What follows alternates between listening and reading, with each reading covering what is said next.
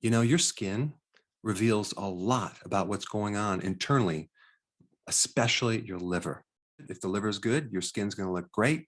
If it's not that good, you're going to look not too good. So in this video, I'm going to cover all the different things that can happen to your skin just from the liver. Now, I'm talking about having a fatty liver.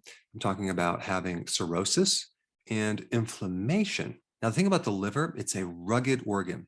It's about 3.5 pounds located on the right side of your chest cavity, and it takes a beating and it can regenerate, though. It can come back if you do the right things. So I'm going to give you some really good things to eat to preserve your liver. But first, we need to identify all the different indications that there is a problem with the liver using the skin. So before you see any problems on the blood test, like high levels of liver enzymes, things like that, you're not going to really even know there's a problem with the liver. You might notice some fatigue, but you'll definitely notice a change in your skin.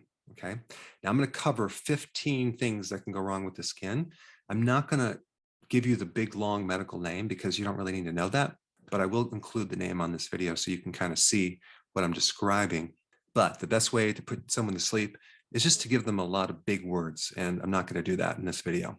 All right, number one, if your skin is yellow, okay, what's happening is the red blood cell, when it breaks down, turns into a certain compound that then can turn your skin yellow if this breakdown product is backing up into the skin. And if it's a severe problem, it can even turn the skin slightly brownish. But typically, yellow skin, yellow eyes is an indication that there's some type of backup in the liver. It could also be in the gallbladder bile ducts as well. All right, next symptom is red palms. Okay, if your palms are red, it could indicate that there's definitely a liver problem. And also, as a side note, if your palms are itchy or the bottom of your foot is itchy, that's another indication that there could be a liver problem as well, or a gallbladder issue. All right, a red nose. Okay, let's say the nose is red, it's swollen. You see this a lot with alcoholics. That is an indication that there's probably liver cirrhosis. Okay, red cheeks. They call that rosacea. That usually can be an alteration in the microbiome in your gut, but it's also an indication that there's a liver problem. But there's other indications too. It could be an adrenal issue, but typically it's going to be a combination of a liver problem or you're just lacking friendly bacteria. All right, next thing is loss of hair. It could be in your armpits or on your legs if you're a guy. That's a situation where the liver is damaged and you don't have that buffer that regulates excess estrogen in the body.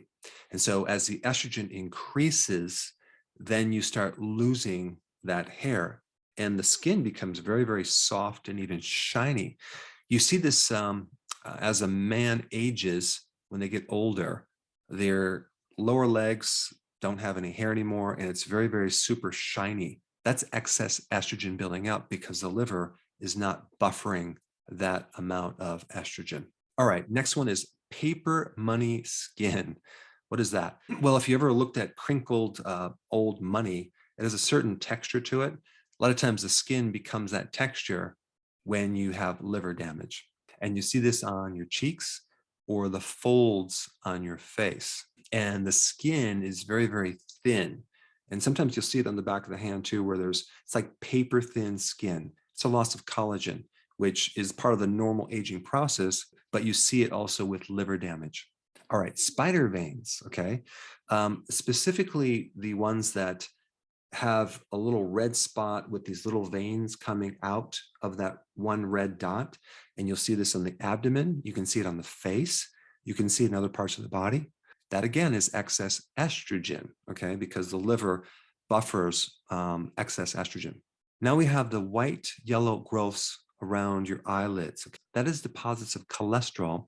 And usually the person has high level LDL and low HDL and high triglycerides. That's a situation where they're doing way too many carbs.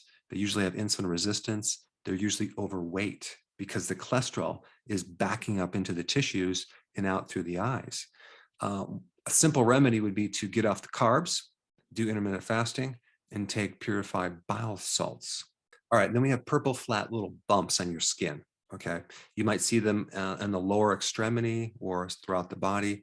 That's an indication that there's a liver problem. most likely an excess amount of estrogen. Sometimes you'll see that too after pregnancy, where you have this spike of estrogen. Then we have purple little spots, which are kind of just not raised, they're not bumps, but they're just discoloration. Another symptom that there's a liver issue. Now, the liver spots themselves, where you have this slightly brown little spot or extra pigmentation, is not really coming from the liver. It's aging spots. That is a lack of vitamin C. This is why a real common remedy would be those creams that you put on your skin that always have a base of vitamin C. This is just an indication that you need more vitamin C to make those go away. But I would recommend taking vitamin C, getting it from food and taking it orally. And just realize that when you're on a high carb diet or you have high levels of sugar because you're diabetic, that can cause a vitamin C deficiency because it blocks vitamin C.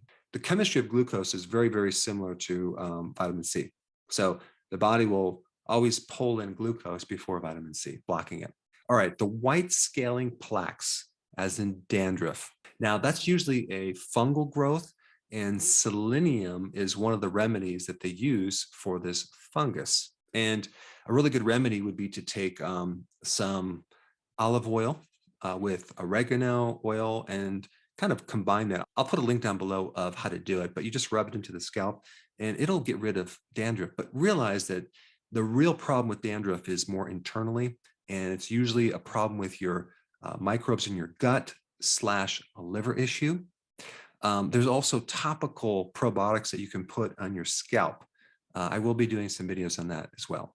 Then we have other things like the crusty red nodules that can occur on your skin. So as you can see, a lot of skin problems are connected or associated with liver. And then there's a condition called ascites, where you have this fluid-filled sac in your gut.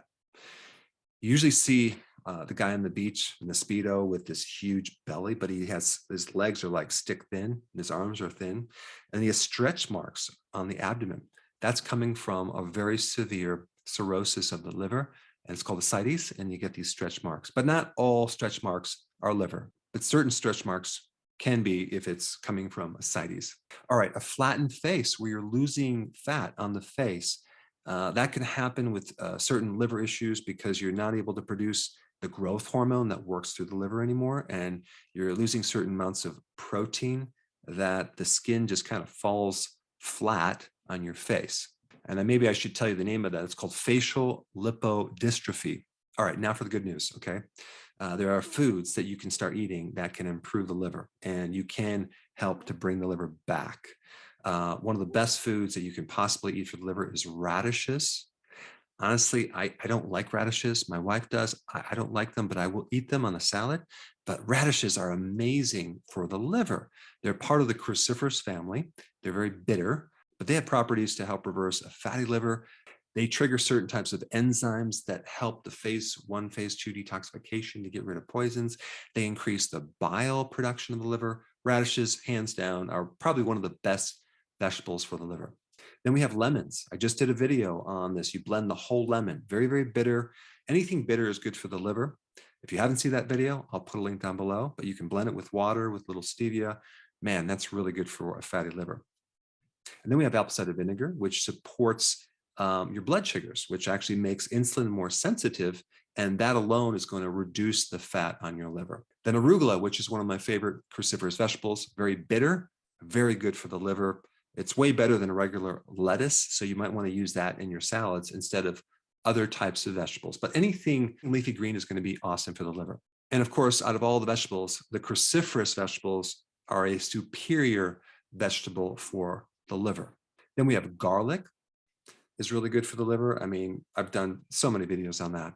And then we have sea kelp. Sea kelp helps regulate excess amount of estrogen, okay? So that's another really good thing to add to the mix. Mustard, any type of mustard is really good for the liver. In regular yellow mustard, you have turmeric, you have mustard seed, you have apple cider vinegar, paprika, really good for the liver.